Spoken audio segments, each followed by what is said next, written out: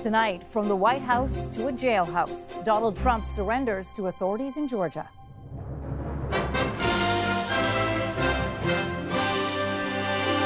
The former American president processed in a county jail. We have every right, every single right, to challenge an election that we think is dishonest. Accused of illegally trying to overturn his election loss.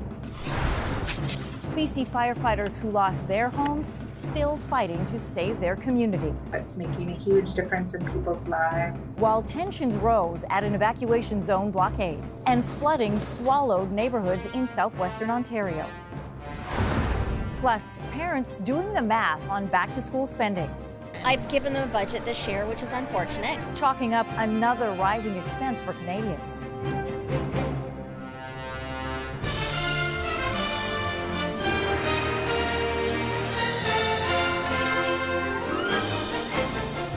CTV National News with Omar Sachedina. Reporting tonight, Anne-Marie Medawake.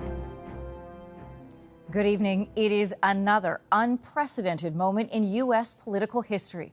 Former president and current presidential candidate Donald Trump has been arrested and booked on felony charges. Here's the photo. Staring straight into the camera, America's 45th president posed for a mugshot.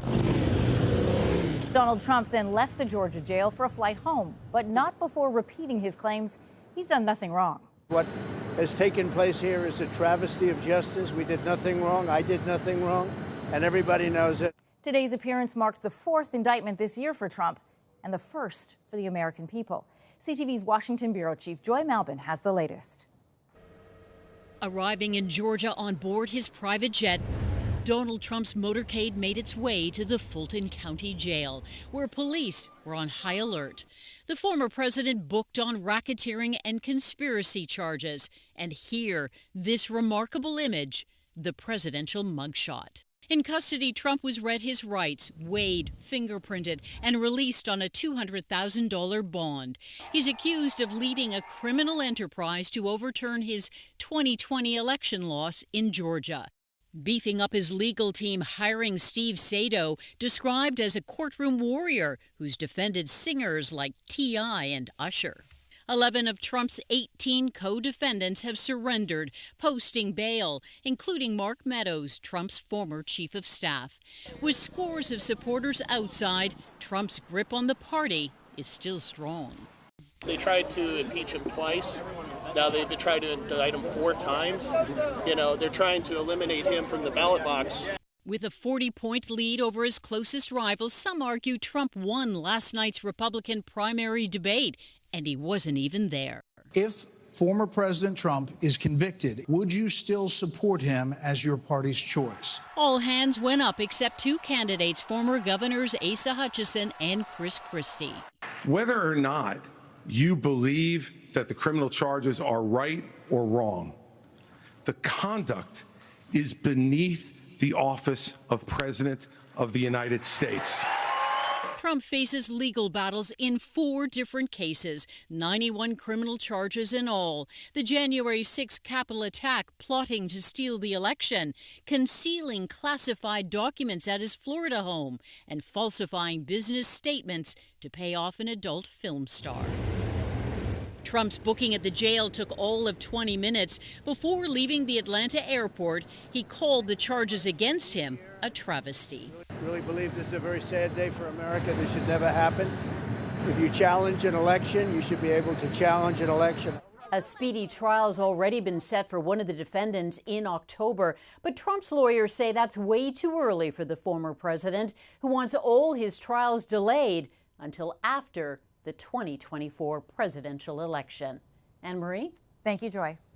Well, the BC Wildfire Service has temporarily reassigned crews fighting fires in the province's Shuswap region after protesters eager to return home challenged police at an RCMP road blockade.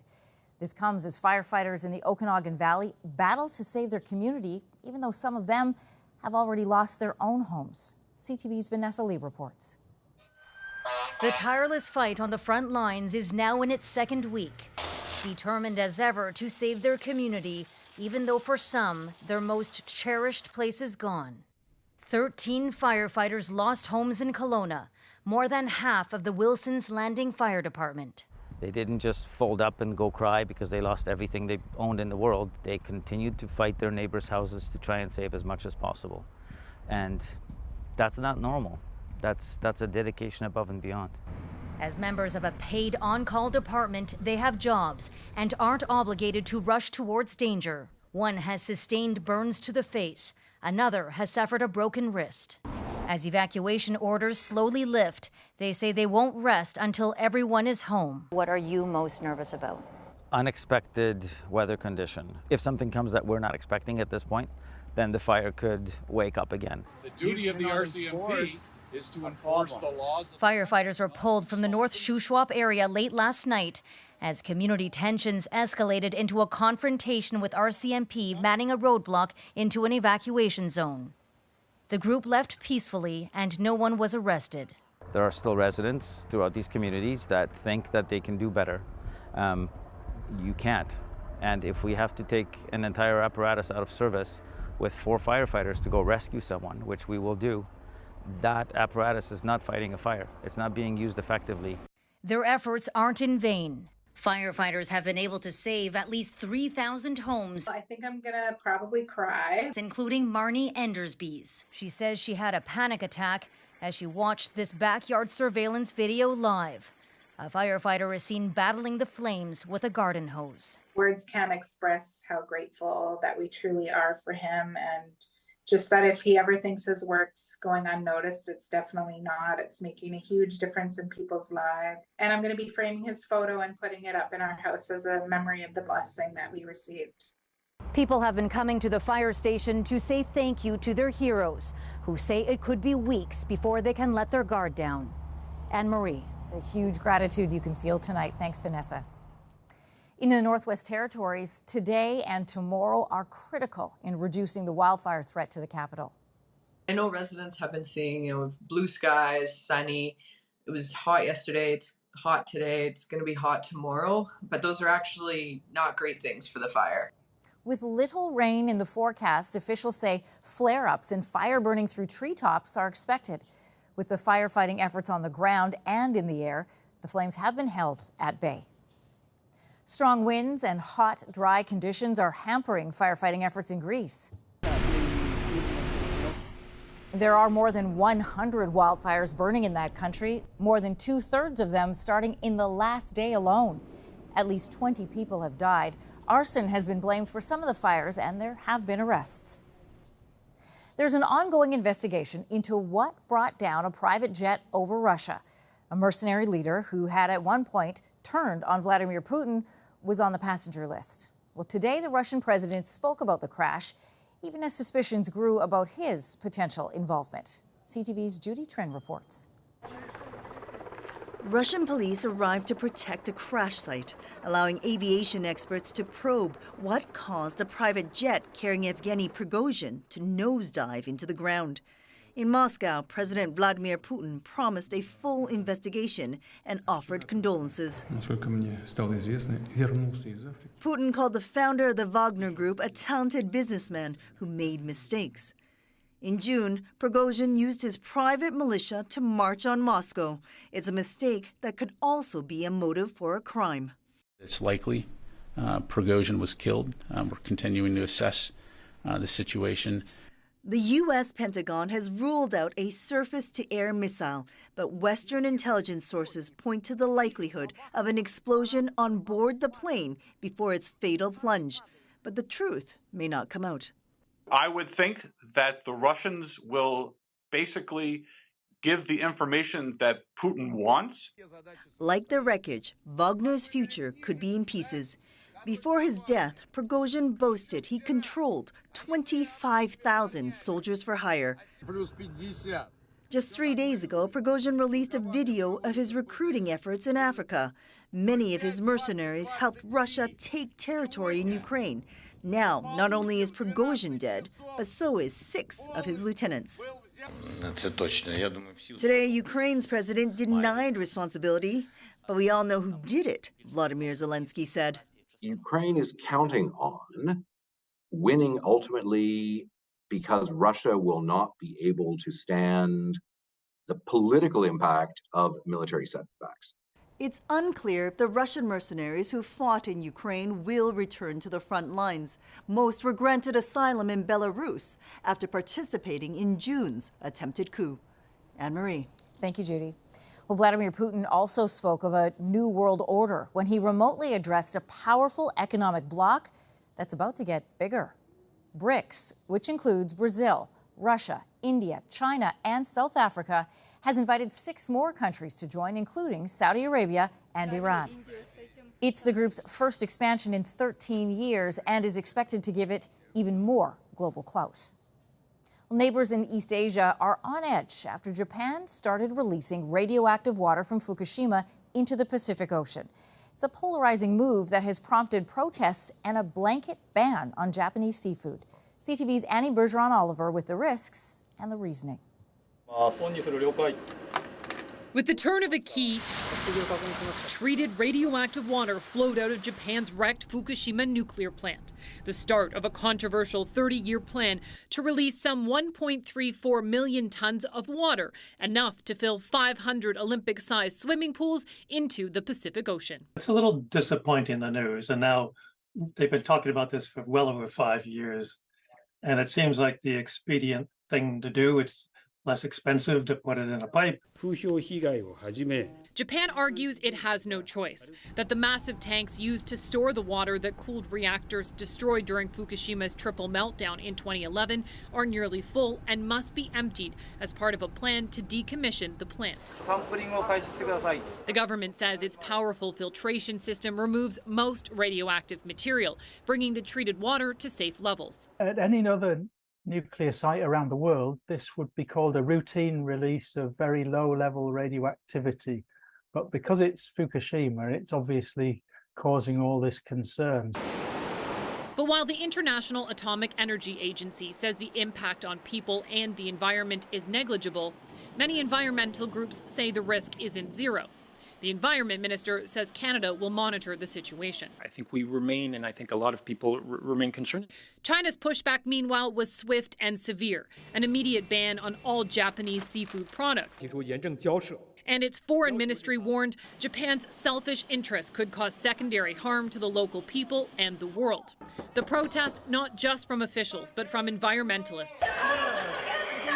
In South Korea, students angry over Japan's move were dragged from a protest at the embassy. This first phase lasts 17 days. Over that time period, the equivalent of 3 Olympic-sized swimming pools worth of water will be dumped into the ocean. Annie Bergeron-Oliver, CTV News, Ottawa. Calls are growing louder tonight for a Niagara Falls-based theme park to get out of the animal business. Critics want Marineland to be repurposed after learning more than a dozen whales and a dolphin have died at the tourist attraction in the past 4 years. Heather Wright now on the marine mammals and an alarming mortality rate. There's a place I know in Ontario. Once famous for its catchy jingle and killer whales, for years now, Marineland has been under scrutiny over allegations it is mistreating its animals. And now the Ontario government confirms 14 whales and 1 dolphin have died at the Niagara Falls amusement park in the last 4 years. We've known for years that animals have dropped like flies at Marineland, and there have been concerns raised about conditions for decades at that aquarium. The new details were released as part of a Freedom of Information request made by the Canadian press, which included the number of animals that have died but did not include any causes of death. Ontario's Solicitor General oversees the Animal Welfare Service and says in a statement, questions regarding the cause of death of the marine mammals at Marineland should be directed to Marineland. AWS continues to conduct compliance investigations at Marineland to determine if the standards of care are being met. I'm furious. This is the fact that this has been going on while the facility has been under investigation by the Provincial Animal Welfare Services. Provincial authorities have raised concerns about the park's water quality in the past and said the marine mammals were under distress. Marineland has denied any link between the deaths and the condition of the water, stating on its website that it has a strong record of caring for its animals and will continue to prioritize their health and well-being. In 2019, Canada passed a law banning the captivity of whales, dolphins, and porpoises. Animals already living at places like Marineland were exempt, as there is currently no alternative place for them to go. A whale sanctuary is in the works off the coast of Nova Scotia. In the meantime, the Ontario government says it will continue to monitor Marineland, who did not respond to our request to comment on this story. Heather Wright, CTV News, Toronto. Parts of southwestern Ontario are under a state of emergency tonight after heavy rains from a deadly midweek storm flooded homes, businesses, and roadways. It was a pretty horrific scene. At the height of Wednesday night's downpour, a transport truck driver died when he drove into a highway sinkhole, which collapsed due to a swelling creek. The road expected to be closed for a couple of weeks. This was a familiar scene all over the region as rushing water streamed into basements and flooded yards, leaving homeowners scrambling. The fridge has flipped on its side. The hydro's still on, and I'm waiting for hydro to come and disconnect the hydro. Environment Canada calls yesterday's rainfall a once-in-a-century event, with some areas receiving more than 135 millimeters. Coming up, just because something's on sale doesn't mean it's a good deal. Back to basics on back-to-school spending. Plus, a Canadian arm wrestler is flexing her muscles on the world stage.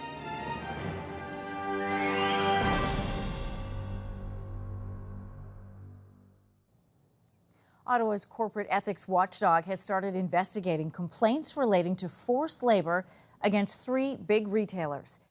The Canadian units of Walmart, Hugo Boss, and Diesel have been accused of benefiting from Uyghur labor in China's Xinjiang province. Allegations they deny. 3 other companies are also under investigation. Retailers across the country are replacing pool toys with pencils and backpacks as students gear up to head back to school. But the affordability crisis has dampened the annual shopping ritual. CTV's Heather Butts reports. Back-to-school shopping is in full swing, but the rising cost of living is causing parents to reassess their approach. Given them a budget this year, which is unfortunate because they grow and they still need clothes, but they have to pick and choose. Aside from a fresh wardrobe, school supplies add up. Let's see, $130. Items that jumped the most from last year, crayons are up nearly 12%, highlighters up 13%, and graph paper is up more than 17%. Back to school is typically the second largest family spending event of the year, next to the holiday season. As parents weigh the cost of trying to please kids heading back to class, retailers are also seeing dollar signs. The essentials offer some profit for retailers, but not nearly as much usually as the more discretionary items, more of the wants than the needs. So retailers are out there marketing very aggressive to mom and dad right now. Ava will need more green crayons because... The ads are everywhere. Here's how to save on back to school by transforming your kids' ratty old backpack. Or... even ones that may discourage reusing last year's bag. Is it strategic marketing? Is this capitalism 101? Maybe you can use last year's and not buy it all, or buy a used product. It's good for the environment too, and you'll save money. Some suggest doing your research before shopping. Just because something's on sale doesn't mean it's a good deal. That's why I always suggest you check your prices. Nicole Scobrook, known as Coupon Cutie online, helps people shop wisely. Collect points and rewards. So if you can get an added discount or a bonus reward points or some kind of free item for buying the thing you're getting anyway, that's amazing. That's what you want to do. A way to help every dollar stretch a little further. Heather Butts, CTV News, Toronto. Well, still ahead, taking the next step. And they are going to get married. A fresh start at the finish line of the World Athletics Championships.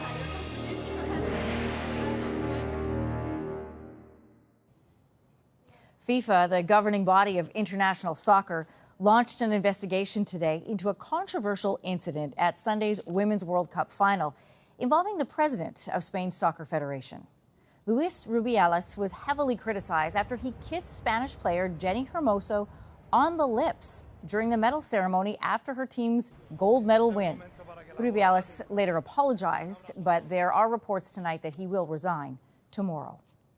Well, there was a moving moment today at the World Athletics Championships in Hungary. Then please give it up for our... A Slovakian race walker was greeted at the end of the 35-kilometer event by her boyfriend, a competitor on the men's side, who surprised her with an engagement ring. By the way, she said, Yes. Away from the track, it was a triumphant day for Canadian hammer thrower Cameron Rogers. She captured gold with a phenomenal throw of more than 77 meters. Good for her. After the break, the determined young athlete who set her sights on a world championship.